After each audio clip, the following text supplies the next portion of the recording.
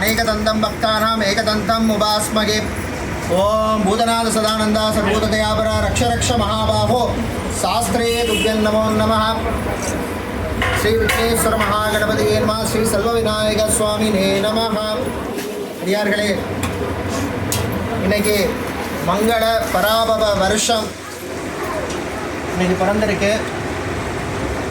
இந்த பராபவ வருஷம் இன்னைக்கு காலம்பர 8:40 அளவிலே வாக்கிய பஞ்சாங்கப்படியும் காலை 9:30 அளவிலே திருக்கணித பஞ்சாங்கப்படி இந்த வருஷம் மங்கள பராபவ வருஷம் பிறந்திருக்கு.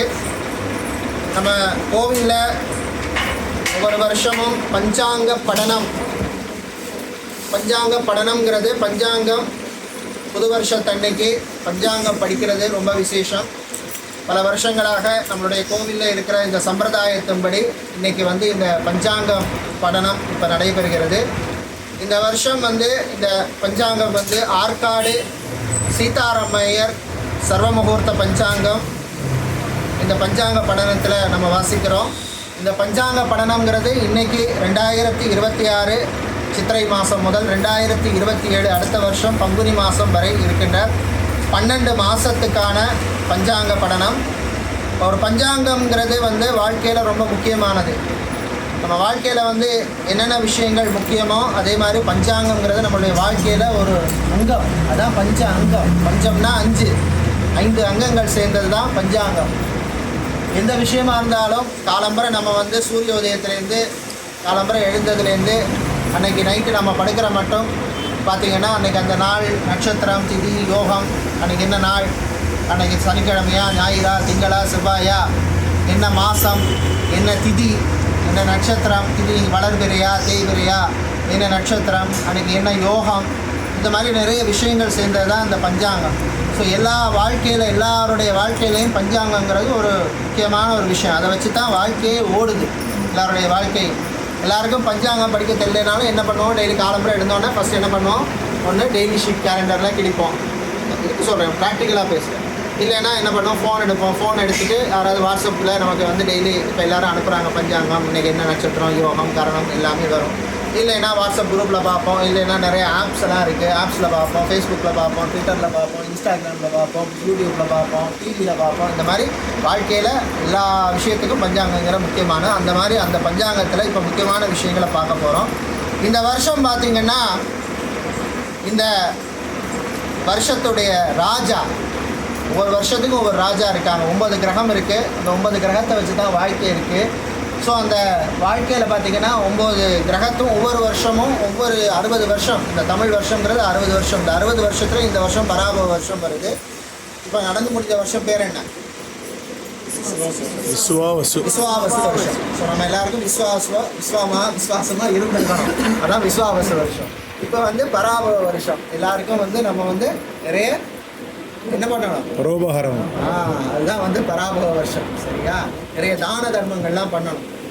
ஸோ இந்த பராபவ வருஷத்துக்கு அதிபதி யார், ராஜா கிங்கு யார் அப்படின்னு சொன்னால் அவர் குரு வியாழன் பிரகஸ்பதி. ஸோ நல்ல ஒரு மனுஷன் தான் இன்றைக்கி இந்த வருஷம் நமக்கு ஒரு ராஜாவாக வந்திருக்காரு. அதுக்கு அடுத்து மந்திரியாக யார் வந்திருக்காருன்னா, ராஜாவுக்கு அடுத்து மந்திரி. So chief minister, prime minister, அதுக்கு அடுத்து மினிஸ்டர் செவ்வாய் பகவான் வந்திருக்கார். அதுக்கு அடுத்து பார்த்திங்கன்னா சந்திரன். நிறைய விஷயங்களுக்கு இந்த வருஷம் சந்திரன் வந்திருக்காரு. அர்க்காதிபதி, மேகாதிபதியில மேகத்துக்கு அதிபதி, ரஸ்யாதிபதி, சேனாதிபதி எல்லாமே பார்த்திங்கன்னா சந்திரன் தான். ஸோ சந்திரனுடைய ஆதிக்கம் நிறைய இந்த வருஷம் இருக்குது. அதுக்கப்புறம் சூரியன் ரசாதிபதி, தானியாதிபதி புதன், நீரசாதிபதி சுக்கிரன், பசுநாயகர் கோபாலன், இந்த மாதிரி நிறைய விஷயங்கள் இருக்குது. ஏன்னா பஞ்சாங்கப்படம் நான் பண்ணணும்னா ஒரு 1.5 மணி நேரம், நைட்டு 9 மணிக்கு நீங்கள் டின்னருக்கு தான் போகலாம். அதனால் ஷார்ட்டாக முக்கியமான விஷயங்களை நான் சொல்கிறேன். ஸோ இந்த விஷயம் இந்த வருஷம் நம்ம பார்த்தோம்னா பொது பலன் எப்படி இருக்கும் அப்படின்னு சொல்லி பார்த்தோம்னா, ஒரு பஞ்சாங்கத்தில் நல்ல விஷயங்களும் இருக்கும், நமக்கு அலர்ட் தரக்கூடிய விஷயங்களும் இருக்குது. பழைய பஞ்சாங்கத்தில் முன்னாடி எத்தனோ வருஷம் வெள்ளம் வரப்போகுது, மழை வரப்போகுது, யுத்தம் வரப்போகுது, இந்த மாதிரி பல விஷயங்கள்லாம் சொன்னதெல்லாம் நடந்திருக்கு. இந்த பஞ்சாங்கம் அந்த பஞ்சாங்கம் அப்படின்னு இல்லை, பொதுவாக நான் சொல்கிறேன். ஸோ இந்த விஷயத்தில் இந்த வருஷம் என்ன போட்டிருக்குன்னா, மெயினான விஷயங்கள் பொது பலன். இது ராசி பலன் கிடையாது, பொதுவான பலன் சொல்கிறேன். இந்த வருஷம் என்ன சொல்லியிருக்குன்னா, தங்கம், வெள்ளி, பித்தளை போன்ற உலோகங்களின் விலை நிலையில்லாத வியாபாரமாக அமையும். அடுத்தது மஞ்சள் உற்பத்தி அதிகரிக்க நேரும். மஞ்சள் விலை சரிய வாய்ப்புள்ளது. பருத்தி உற்பத்தி அதிக அளவில் இருக்கும், பசுமாடுகள் உற்பத்தி அதிகரிக்கும், பால் உற்பத்தி அதிகரிக்கும். இது வந்து ஹைலைட் பண்ணி சொல்லியிருக்காங்க. அடுத்த இந்த வருஷம் பொதுவாக ஆன்மீகம் வந்து வளரும். கோவில்களில் வந்து நிறைய விசேஷங்கள் நடக்கும். கோவிலெல்லாம் கூட்டம் நிறைய சேரும். எல்லா கோவில்லையும் கூட்டம் சேர்த்து செல்வ விநாயகர் கோவிலில் இன்னும் நிறைய கூட்டம் வர்றதுக்கு நானும் விநாயகரை பிரார்த்தனை பண்ணிக்கிறேன். அப்போ தான் நீங்களும் இன்னும் நல்லா இருப்பீங்க. அடுத்தது வந்து பார்த்திங்கன்னா அதிகமான விரயம் 3 வருவதால் பல நலத்திட்டங்களை மத்திய மாநில அரசு நிறைவேற்ற இயலாது. இது அரசியல் சம்மந்தப்பட்டது, நான் அதுக்கு போக விரும்பலை. பொதுவான விஷயம்.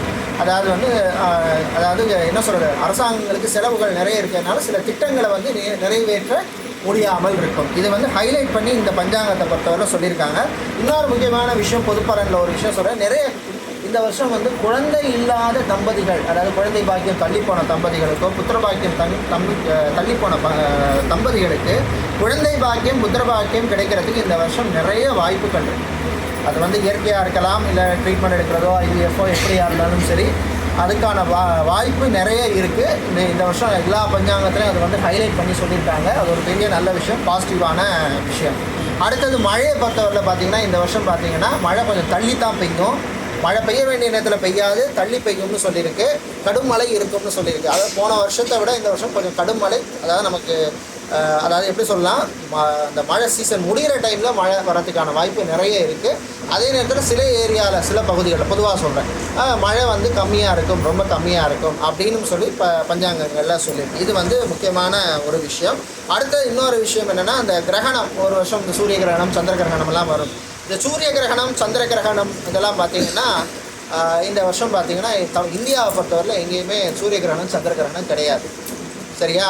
அமெரிக்காவில் இருக்குது, லண்டனில் இருக்குது, கனடாவில் இருக்குது, அதெல்லாம் வேறு விஷயம். பட் இங்கே கிடையாது, இந்தியாவில் வந்து கிடையாது. அடுத்தது சீதோஷ்ண நிலைமை மாற்றம் ஏற்படும், பணத்திற்கு தட்டுப்பாடு ஏற்படும்னு சொல்லியிருக்காங்க ராஜா குருவால். சரியா? அதுக்கேற்ற மாதிரி உங்கள் லைஃப் எல்லோரும் பிளான் பண்ணிக்கோங்க.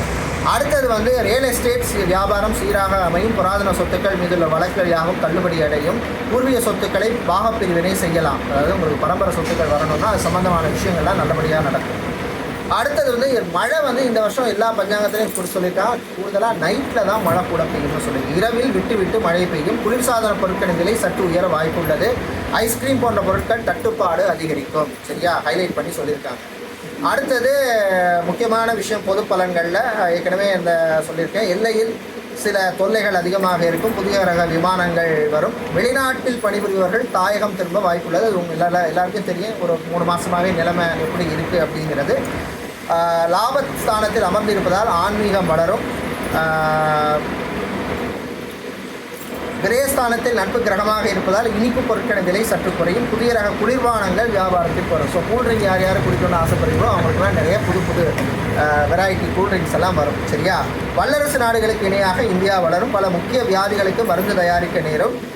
அரசியலை பற்றி நிறைய சொல்லியிருக்காங்க, நான் அதுக்குள்ளே போக விரும்பலை. அதனால் யாரும் என்னை தப்பாக நினைக்க வேண்டாம். ஏன்னா நான் அரசியல் கணிப்பு நான் எதுவும் சொல்ல விரும்புகிறதில்ல. ஏன்னா நமக்கு எல்லா கட்சியிலையும் இருக்காங்க, எல்லாரும் இருக்கிறாங்க, அதனால் அது வேண்டாம். சாஃப்ட்வேர் கம்பெனியில் பணிபுரிபவர்களுக்கு கடும் பாதிப்பு ஏற்படும், அது ஏற்கனவே நடந்துட்டு இருக்க ஒரு விஷயம்தான்.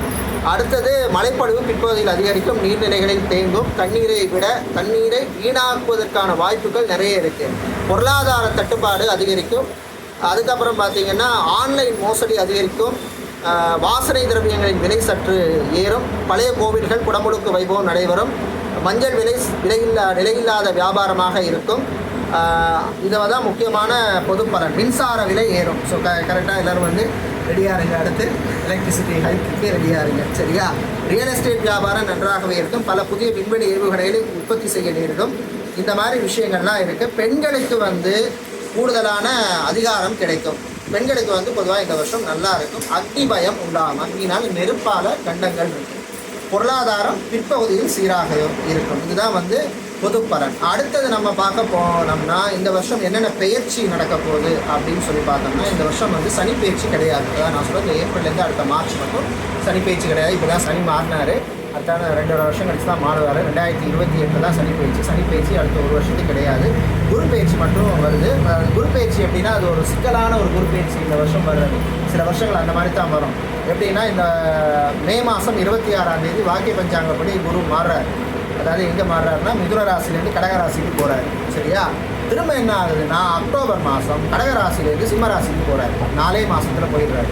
திரும்ப என்ன பண்ணுறாருன்னா ஜனவரி மாதம் சிம்ம ராசிலேருந்து திரும்ப பின்னாடி கடகராசிக்கு வர்றாரு.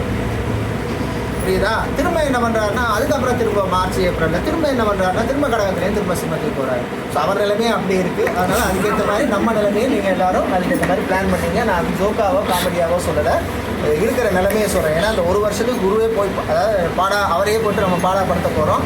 அதனால் அதுக்கேற்ற மாதிரி நம்மளும் ரெடியாக இருக்கிறது நல்லது. இது எப்பயாவது இருந்துட்டு தான் வரும், அடிக்கடி நடக்காது. இந்த மாதிரி ஒரு 4 மாதத்துக்கு ஒருக்கா மாறி மாறி ராசிக்கு போகிறது, இங்கே போகிறது, அங்கே போகிறது, இங்கே போகிறதுங்கிறது ஒரு நிலை இல்லாத தன்மைங்கிறது கிட்டத்தட்ட ஒரு 15-20 வருஷம் சொல்கிறாங்க. 60ஆம் ஆண்டில் நான் பிறக்கலை, அது டைமில் 60கள்லையும் ஒருக்கா வந்திருக்கு அப்படின்னு சொல்கிறாங்க.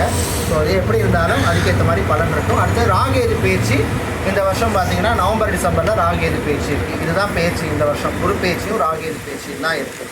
அடுத்தது பார்த்தோம்னா முக்கியமான விஷயம் 12 ராசிக்கு பொதுவான பலன்கள் எப்படி இருக்கும் அப்படின்னு பார்த்தோம்னா, பொதுவாக இப்போ பார்த்தீங்கன்னா இப்போ தான் சனிப்பயிற்சி நடந்தது.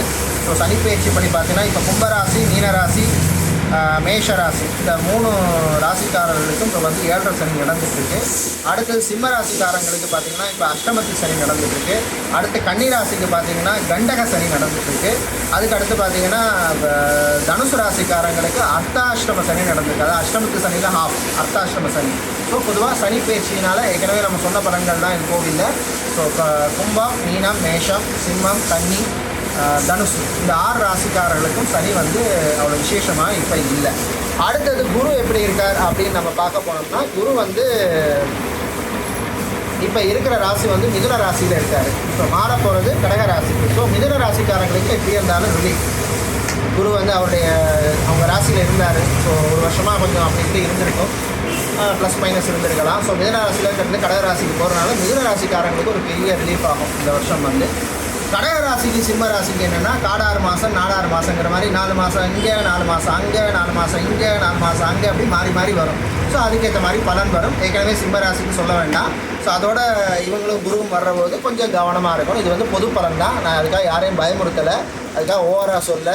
சில பேர் சொல்கிற மாதிரி என்ன சொல்கிறது, கோடியாக கொட்ட போகுதுன்னு சொல்ல மாட்டேன், ஒரேடியாக பிச்சுன்னு போகணும்னு சொல்ல மாட்டேன், இருக்கிறத சொல்கிறேன், அவ்வளோதான். சரியா?